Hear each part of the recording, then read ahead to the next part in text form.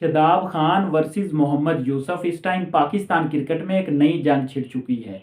वो शदाब खान जिसे इंडिया ने चुन चुन के मारा, इसे समझ नहीं आ रही थी कि मैं फील्डिंग कैसे करूं, मैं बॉलिंग कैसे करवाऊं, और फिर बैटिंग पर आकर बच्चों वाली शॉट मार के ये आउट हुआ है। और आज ये टीवी पर नमीबिया को हरा के, नमीबिया के अगेंस्ट रन्स करके पाकिस्तान के बहुत ही बड़े लेजेंड को बता रहा है। यानी कि मोहम्मद यूसुफ ने जब पाकिस्तान इंडिया से हारा था तो एक ट्वीट करा था जिसमें उसने बाबर, शहीन और शदाब को ये बोला था कि इससे अब पाकिस्तान क्रिकेट को मूव ऑन करना चाहिए, ये हमारे मैच विनर्स नहीं है, ये सिर्फ वीकेस्ट साइड्स के अगेंस्ट ही हमको मैच जितवा सकते हैं। जब भी इंडिया जैसी बड़ी टीम सामने आएगी तो ये हमें मैच नहीं जितवा पाएंगे। और मैं भी उनकी इस बात से एग्री करता हूं। अब हम कितना शहनशाह अफरीदी को बैक करें, अब हम कितना बाबर आजम और शदाब खान को बैक करें। यानी कि इन तीन चार प्लेयरों को चार चार वर्ल्ड कप्स हो चुके हैं, T20 की जस्ट बात कर रहा हूं। इससे ज्यादा किसी प्लेयर का बड़ा करियर नहीं होता जितना बड़े इनके वर्ल्ड कप्स के करियर हो चुके हैं। तो इन्होंने एक भी वर्ल्ड कप पाकिस्तान को नहीं जितवाया। अब यहाँ पर शदाब खान जनाब नमीबिया को हरा के प्रेस कॉन्फ्रेंस में आते हैं और ये बोल देते हैं कि हमारे जो लेजेंड्स हैं, हमारे जो एक्स क्रिकेटर्स हैं, उन्होंने आज तक इंडिया को नहीं हराया, लेकिन हमने 2021 में इंडिया को हराया था।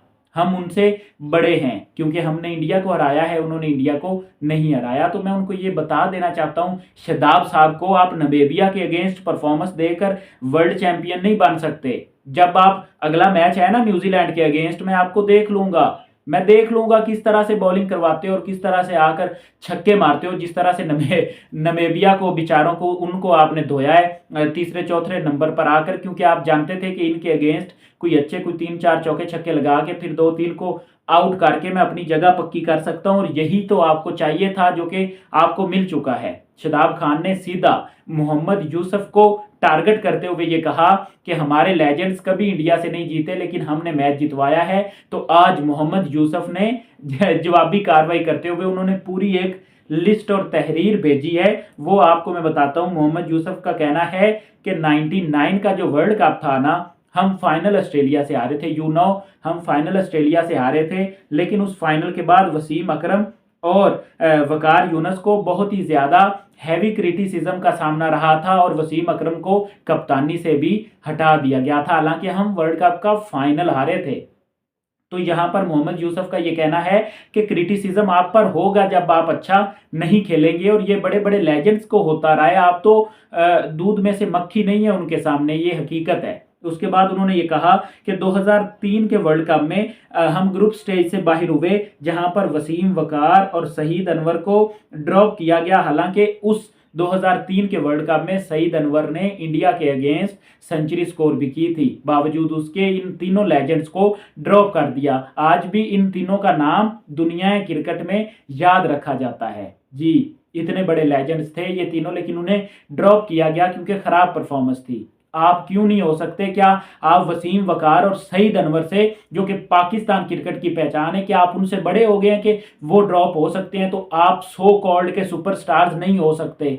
उसके बाद उन्होंने ये लिखा कि 2007 के वर्ल्ड कप में ग्रुप स्टेज से पाकिस्तान बाहर हुआ। इंजमाम उल हक और मुझे, यानी कि उन्होंने खुद को कहा, मोहम्मद यूसुफ को फोर्स किया गया कि आप रिटायरमेंट लें। उसके बाद अब्दुल रजाक को भी ड्रॉप किया गया T20 वर्ल्ड कप से। 2011 में शाहिद अफरीदी की कप्तानी में शुएब अख्तर को इंडिया से मैच हारने के बाद जो है ड्रॉप कर दिया गया। उसके बाद हम मुसलसल ICC इवेंट्स में खराब परफॉर्मेंस देते रहे। फिर शाहिद अफरीदी और मिसबाह उल हक के साथ भी यही किया गया, बाद में सरफराज अहमद के साथ भी यही किया गया।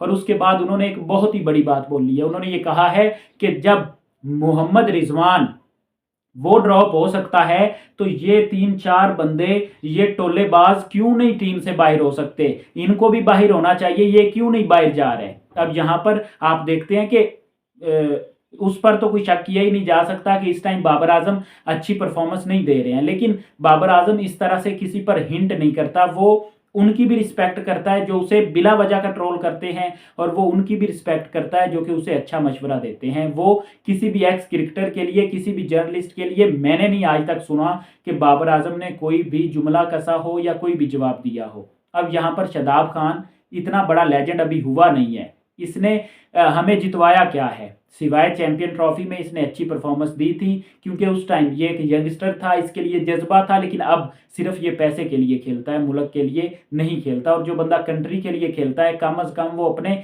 लेजेंड्स की, एक्स क्रिकेटर्स की इज्जत जरूर करता है। आप देखते होंगे कि इंडिया में कोई भी ऐसा बंदा नहीं है कि जो कि अपने एक्स क्रिकेटर्स को ट्रोल करता हो। कभी आपने सुना है कपिल देव, सचिन और गंगोली वगैरह को ट्रोल किया गया हो? ऐसा नहीं होता, वहां पर ऐसा कल्चर नहीं है। उनका ध्यान परफॉर्मेंसेस पर होता है। और आपको किस तरह से मार कर गए वो आप भूल गए हो, अपनी औकात भूल गए हो कि आपके हाथों से चौके निकलते रहे हैं। वहां पर आप किधर आपका माइंड गायब था? कहां पर आपकी लेजेंडरी सोच थी? वहां पर आपकी सोच आनी चाहिए थी, वहां पर आपकी परफॉर्मेंस आनी चाहिए थी। वहां तो आप बिल्कुल जीरो हो जाते हैं, तंबू से हार के आते हैं ग्राउंड में, आपके पसीने छूटे होते हैं और आप बात करते हैं यहाँ पर मोहम्मद यूसुफ को ट्रोल कर रहे हैं। यहाँ पर थोड़ी सी शर्म आनी चाहिए हमारे इन सो कॉल्ड सुपरस्टार्स को, और इन्हें सबसे पहले बाहर फेंकना चाहिए। लेकिन नहीं फेंका जाएगा, क्योंकि यहाँ पर हमारा जो क्रिकेट का निज़ाम है वो बहुत ही ज़्यादा घटिया है। और उसकी वजह है कि हमारी परफॉर्मेंसेस भी उसी तरह से